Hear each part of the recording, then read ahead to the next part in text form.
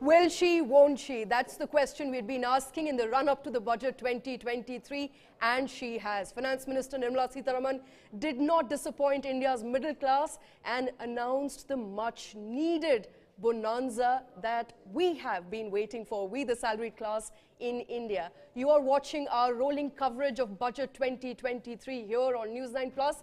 With me in the newsroom once again joining Krishna Kumar and Karthik Malhotra. Gentlemen, I want to first begin by asking you, what sort of relief are we looking at? Because, you know, this was much anticipated. Karthik, to you first. This was much anticipated. A tax rebate of up to 7 lakh is a cause of joy for a lot of people. Right. So I think Nirmala Sitharaman, Honorable Finance Minister, had been alluding to this for a while when she said she relates with the middle class. It was still in the realm of speculation, but I think that speculation has ended, and indeed her heart and mind were aligned. They were in the same place. So it does seem that, yeah, Finance Minister has delivered on the dream of the middle class, on the dreams of the salaried class. The good news here is that even the net taxpayers in the country, she mentioned in the speech, have gone up from 6 crores to 6.5 crores. So the tax net had widened already at the start of the speech, and I think with the new tax regime coming in, there are better chances of the tax net widening. Yeah. Why? Simply because up to 7 lakh rupees, there is no income tax to be paid. If you don't pay the income tax, there's no hesitancy in filing the tax returns. So you file the tax return, it could be a nil tax return, a zero tax return, but you're included in the tax net. So I think that is one positive at a fundamental level. Okay. Krishna, the tax net has increased, that's positive. 6.5 lakh. 6 lakh crore is still not a lot of number. It's 6.5 crore is still 4 to 5% of the total country's population. It is a positive sign, however. Briefly tell us, what are the changes that the tax slabs will now see come the new financial year? Right. So, thank you for that. You're right in saying that every time the tax net widens, even by 0.5%, it's a cause for joy as in a country like India, because you know it's something that's very, very important to bring more people under the tax net. And so here's a simple breakdown of what has happened with the tax regime in India. The old tax regime largely stays the same. The changes in the slabs have been made to the new tax regime, where 0 to 3 lakhs of annual income will be no tax, 3 to 6 lakhs will be 5%, 6 to 9 lakhs will be 10%, 9 to 12 lakhs will be 15%, and anything above 15 lakhs is going to be taxed at 30%. That's a change in the tax slabs in the new tax regime. And therein, let me be the party pooper over here and bring out a sort of a negative in that, in the sense that any income above 15 lakhs, and 15 lakhs is a great average for the middle class of India, in my humble opinion. You know, 15 lakhs is what, you know, anybody who's about 5 years down in their career, or 10 years down in their career in India on average in IT sector or any other sector earns. Their tax burden has technically gone up. You know, what you've done here is that you've brought the tax burden less on the lower middle class and sort of pushed it up on the upper middle class, if I may, Karthik. Right, but I think, you know, I was just running some numbers. We didn't have much time. Shweta pulled us into this discussion very quickly. But I was just running some numbers, and even for the 15 lakh salaried guy, it doesn't seem like too much of a burden. If anything, it seems like a slightly reduced burden, if my numbers are right. I'm sorry, I'm not a chartered accountant. I haven't really done too much number crunching on Excel sheets. But to look at it, break down to 15 lakh rupee annual income. Now it is, because until 7 lakhs there is zero tax. If you are to now look at somebody earning more than 7 lakhs and by 15 lakhs you fall into that category, then let's break up the numbers. On the 15 lakh rupees salary, 0 to 3 lakhs there is nil tax to be paid. For the 3 to 6 lakh rupee, I'm talking about the same 15 lakh earning IT professional that Krishna mentioned. For the 3 to 6 lakh rupee of that 15 lakhs, he's paying 15,000 rupees in tax. This is 5% of those 3 lakh rupees, 3 lakh to 6 lakh. So 3 lakh rupees, 5% on that, 15,000 rupees. Now his income or her income from 6 to 9 lakhs is taxed at 10%. That 3 lakh rupees between 6 to 9 will have a tax outgo of 30,000 rupees. 9 to 12 taxed at 20%. Will have an outgo at the rate of 20%, 45,000 rupees, and 12 to 15 lakh rupees, which is the cap because the salary is at 15, will be taxed at 30%.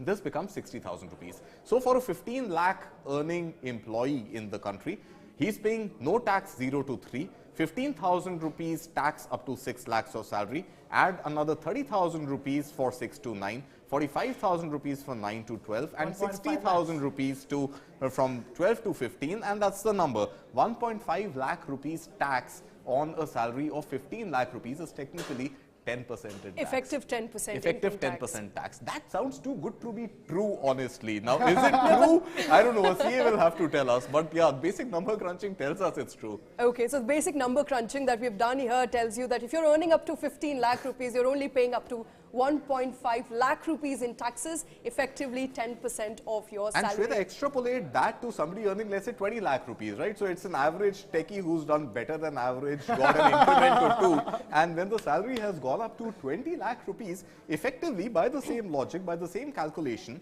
he is paying or she is paying a total tax of only 3 lakh rupees. This is 15%. So for a 20 lakh rupee income, the tax outgo is only 3 lakh rupees, which is 15% of the annual income in tax. So this is the new tax regime. This is the new tax regime. From what I understand, and this will be the default tax regime. That's right. So Finance Minister mentioned very clearly in his speech that the default tax regime is going to be the new tax regime. However, individuals, salaried individuals, have a choice to continue to opt for the old tax regime also. I think it is a clear function of fine-tuning your returns when you're filing them and try and see which of the two tax regimes make more sense for you. Of course, like the Finance Minister had mentioned previously as well in the last budget speech, if you opt for the new tax regime, then the exemptions are unaccounted for. So you don't get any exemptions. Okay. But, you know, it's interesting because a lot of salaried class has been waiting for some sort of relief as far as the old tax regime is also concerned. But we haven't really heard anything on old tax regime. However, from signs that we're hearing, the fact that there have been more concessions, changes in rebate, it feels like we are likely to lose out on the old tax regime in the coming financial year. I mean, that's the prediction. It sounds logical, Shweta. It definitely sounds logical because the Finance Minister has stayed completely mum on the old tax regime and has added whatever incentives only in the new tax regime. So it seems for all practical purposes, it's a gradual phase out of the old tax regime. Now, of course, the devil is in the detail, and we'll have to look at the number of people by the end of the next coming financial year for which the budget has been presented on how many citizens opted for the new tax regime, how many opted for the old tax regime. If that data comes out, I think the Finance Minister is going to be, whoever the Finance Minister is in the next budget, is going to be a little more empowered to take the decision on continuing with the old tax regime or scrapping it altogether.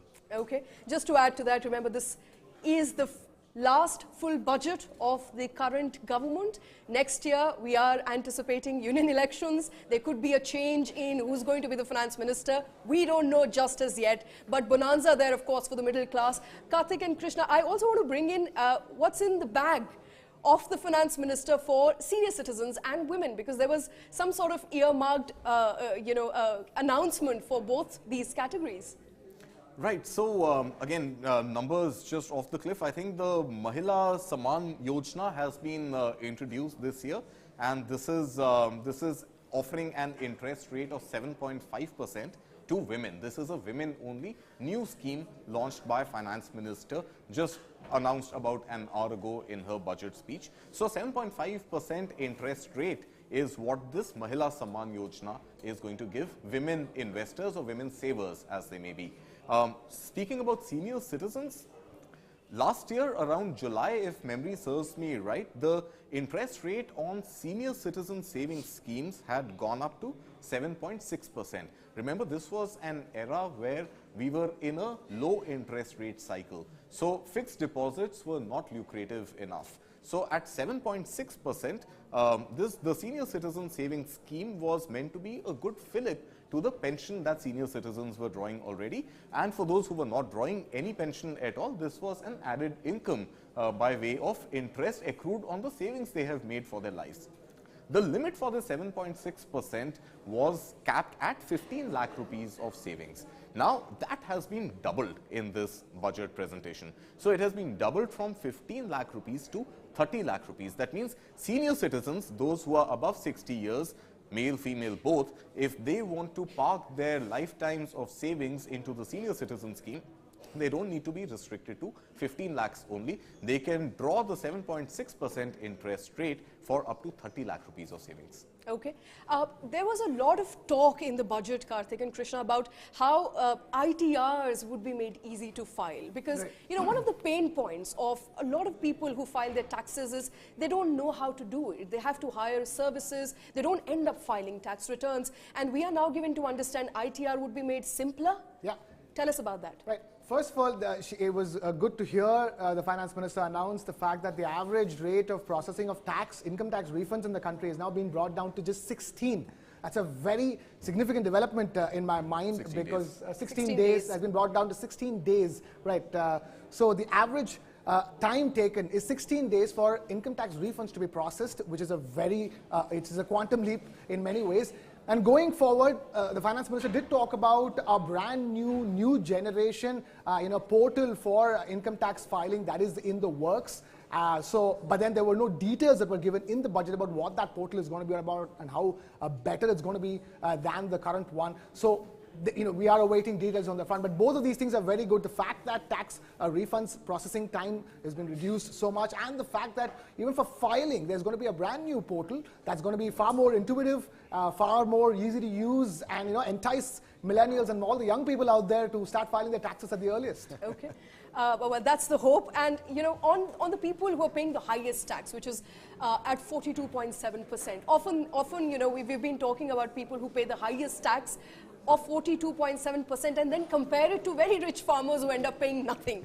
The surcharge on the highest tax has also been reduced to 25%. What does it really mean for people who are paying a lot of tax? Often a complaint of taxpayers in this country is that you have a very small tax net and you charge us a lot more instead of expanding that tax net. Some relief there for the highest taxpayers as well. Yes, again, I'm not a chartered accountant, so that disclaimer goes up front, and I'm yet to run all the numbers. But from what I remember from the budget speech, in fact, this was something, the super rich tax was partly introduced last year. Now, in the budget speech presented by the finance minister today, the data is something like this. So, from 50 lakh rupees and up to 1 crore rupees, there's a 15% if your income is above 1 crore rupees, and up to 2 crore rupees is 25% if your income is above 2 crores up to 5 crore rupees. And there was a 37% surcharge which was applicable up until will be applicable up until 31st March this year. Now, the highest limit for that surcharge has been reduced from 37% to 25%. And this also means that the maximum tax rate, which was prevalent at about 42.7%, will now come down with the surcharge reduced. It will now come down to about 39%. Okay. So, yeah, I mean, the super rich will still be taxed almost at 40%. Well, now on the slightly lower end of 40 and 39% than the 42.7%. So, yeah, a meager 3% more income in the hands of the super rich. So, tax relief for people of all kinds in the country, it's a great message to send out from a budget, I think. Yes, tax all people. A lower tax for the highest earning individual, not very significant there, but tax regime there getting simplified for a lot of people. People who are earning up to 7 lakhs will not be paying any tax in the new regime. Remember, the new regime will be a default regime.